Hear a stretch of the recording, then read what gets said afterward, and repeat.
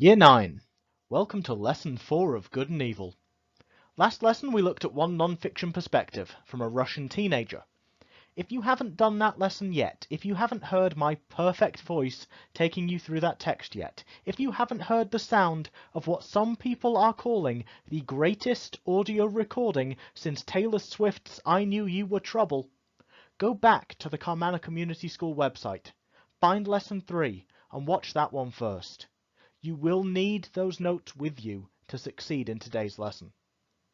If you've done that lesson and you don't have your notes to hand, go and find them now. I'll wait. Get them. Got them? Good. As we saw yesterday, our teenager was struggling to get by within a city that had someone else's authority imposed upon it. Authority is not always a bad thing.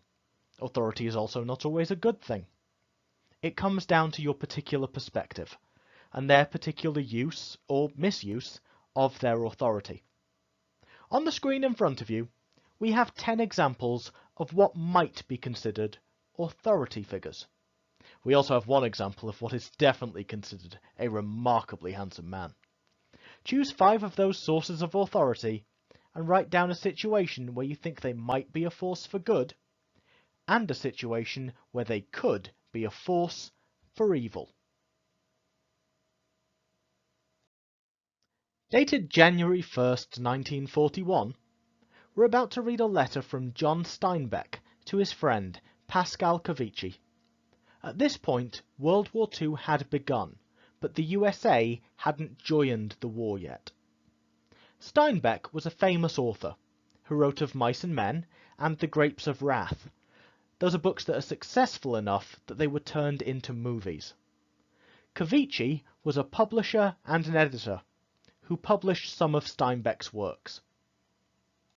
Dear Pat, I'm very glad you are all recovered again, and I hope no recurrences. Had you any idea what was wrong with you? Happy New Year anyway. We are still house-ridden from the flu, but should be able to get out a little tomorrow if the sun shines. And speaking of the Happy New Year, I wonder if any year ever had less chance of being happy. It's as though the whole race were indulging in a kind of species introversion, as though we looked inward on our neuroses.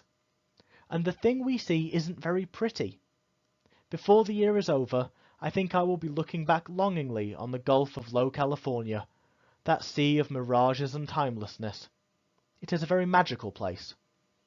It is cold and clear here now, the leaves all fallen from the trees, and only the frogs are very happy. So we go into this Happy New Year, knowing that our species has learned nothing, can, as a race, learn nothing. That the experience of 10,000 years has made no impression on the instincts of the million years that preceded.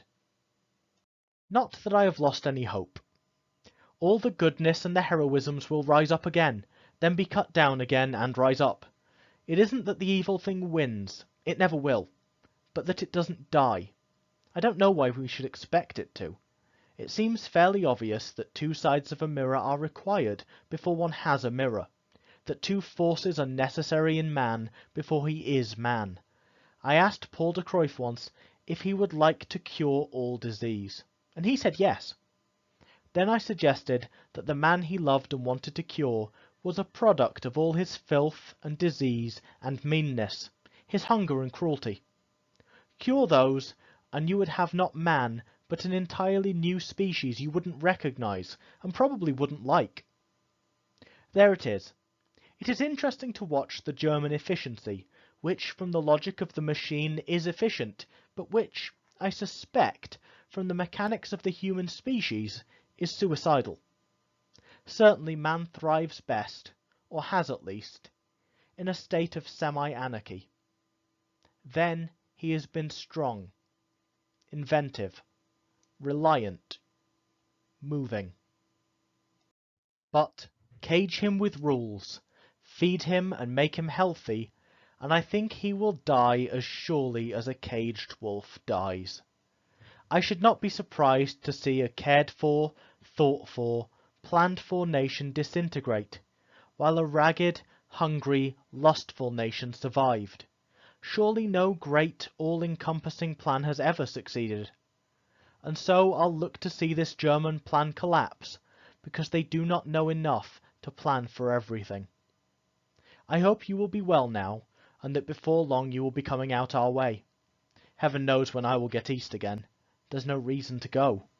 Love to Dorothy, and to Paco, and, again, my questionable Happy New Year. John. These are, more or less, the same questions you looked at last time. So, think about the answers, and take some notes. Then we're going to look at a specific section of the extract to draw out some evidence and features. Don't worry if there are elements of the text that you don't understand. That's okay. Focus on the bits that you did follow. There are certain comments that we don't really need you to grasp. It's about filtering through it and finding what we can get. These two paragraphs are taken from Steinbeck's letter. How many language or structural features can you find? There are some hints about features from last time at the bottom, but there are also other features that you might be able to find as well, that Steinbeck uses to show his thoughts and his feelings. Copy down any quotes that you spot and label them with their features. Now, you're going to look over your notes from this lesson and your notes from last lesson. Look at the quotes. Look at what they're saying. I don't want anything especially technical here. Don't tell me they both use a simile, because that's not what I'm asking for.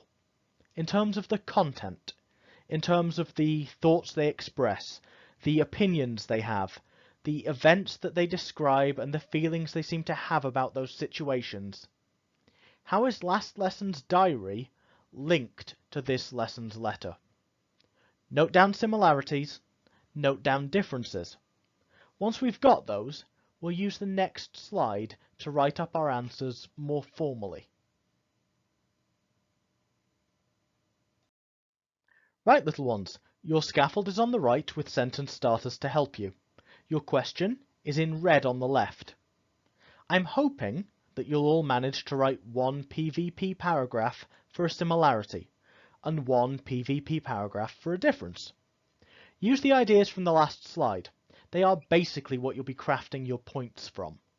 As a challenge, convert those PVP paragraphs into something closer to Pete v. Pete paragraphs, by including a technique from each quote. Don't worry if this part feels challenging to you. It should. Next week, Miss Smith is going to delve into comparison answers more deeply, so this is just a trial run. It's practice. Just do your best. If you do anything you're particularly proud of, or unsure about, you have the English teacher email address that you can send work to. There's a rota system in place, so if you email us on the right day, you might even get feedback from someone nice instead of getting it from me. Best of luck to you. Keep this slide up and paused until you've finished. Then you'll have your quiz link at the end. Well done, children. You've made it to the end of week 2. That's exciting, isn't it? Isn't it? Now, take yourselves to joinmyquiz.com, enter the code from the bottom left corner of this slide, and complete the quiz. The quiz is mandatory. The quiz is required. The quiz is tracked. Do the quiz. One of you will forget, and I'm sorry to the rest of you, because the majority of you do get this right. But put your full name on, put your teacher's name on, put your English teacher's name on, and do the quiz. Have a restful weekend. Miss Smith will be teaching you next week. I'll speak to you again at some point in my life, presumably. I honestly haven't checked the schedule. In the meantime, take care of yourselves, okay? The world is tough right now. You're tougher. Be well.